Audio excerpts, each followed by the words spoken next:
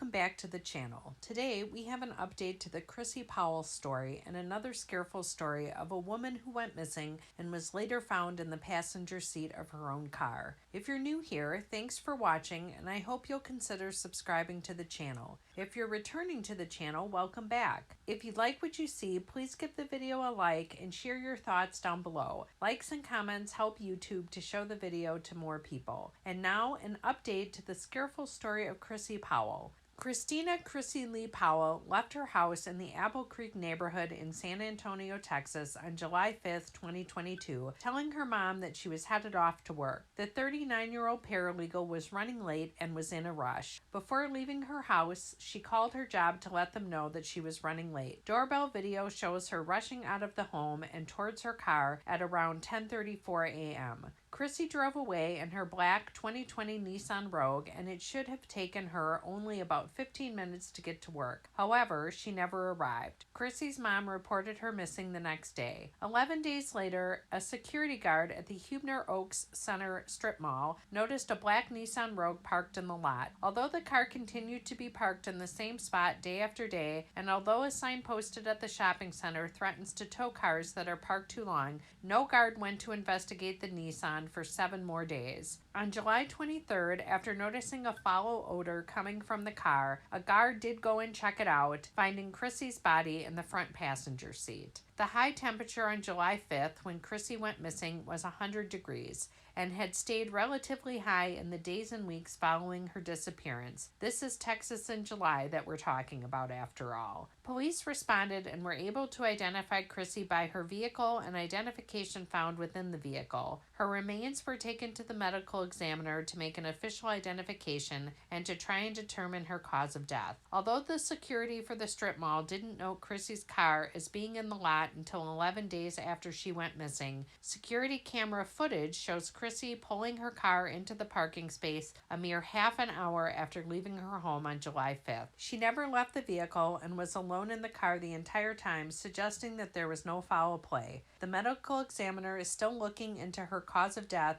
and they are waiting on toxicology results. They suggested that she may have succumbed to hyperthermia or overheating. Chrissy's mother has told the media that although her daughter suffered from anxiety, that she doesn't believe that she would have harmed herself. She theorizes that perhaps Chrissy wasn't feeling well and pulled into the spot for a rest and was then overcome by the heat. It should be pointed out though that the parking lot is in the opposite direction of the law firm Chrissy worked at. Why wouldn't she have been heading right to work, especially considering she was running late? Chrissy's mom and many others have questioned how it took so long for the security guards to notice the car and find Chrissy. And yeah, I think that's a fair question, but my question is more how the car was not found by the police sooner. Once reported missing, the police knew what car they were looking for, along with the license plate number, and yet in 3 weeks, her car had not been found. And even if the security guards at the strip mall had examined the car the next day, Chrissy would have already been deceased. Hopefully, the toxicology report will provide more answers, but if not, we will most likely never know exactly what happened to Chrissy. Another Scareful story of a woman found in the passenger seat of her own vehicle is the mysterious death of Kathleen Ryan. Kathleen, 56, lived in Milwaukee, Wisconsin, and was a teacher at St. Augustine Preparatory Academy. On Saturday, February 2nd, 2019, Kathleen left her home in Milwaukee driving her 2007 Pontiac C6 GT Coupe. She was last seen around noon and was headed to Mundelein, Illinois, which is about a 60-mile or a 1-hour trip. Her son was the coach of the basketball team at Carmel Catholic High School, and Kathleen planned on attending the game that night. The game started at 4:30 p.m., and when she didn't show up, her family became alarmed. They had not received any calls or texts from Kathleen. Her sons drove the route she would have taken looking for her car or any clue as to what may have happened to her. That evening, around 9:30 p.m., police responded to a call about a car that was on fire near I-41 and Stern School Road in Gurnee, Illinois. The vehicle was in a private driveway, and when the fire was extinguished, police discovered a badly burned body in the passenger seat. Once the car was identified as Kathleen's, everyone held out hope that although clearly something horrible had happened, that Kathleen would still be found safe. It didn't take long, however, for the coroner to use dental records to determine that the body was indeed that of Kathleen. But what in the world had happened? happened. The location where the car was found was approximately 10 miles from the high school she was headed towards, and also not along the way she would have gone to get to the school. One of her sons said that it was on an off-beaten path that she would have never taken to Carmel. And it wasn't just where Kathleen was found that didn't make sense, but the timeline didn't either. Kathleen was seen leaving Milwaukee around noon for a 4:30 basketball game. The trip would have only taken about an hour to drive, so what were her plans for the other 3.5 hours that afternoon? Police appealed to the public to see if anyone had seen either Kathleen or her car during the time between her leaving Milwaukee and the vehicle being found on fire, but if they received any reports, that information has never been released.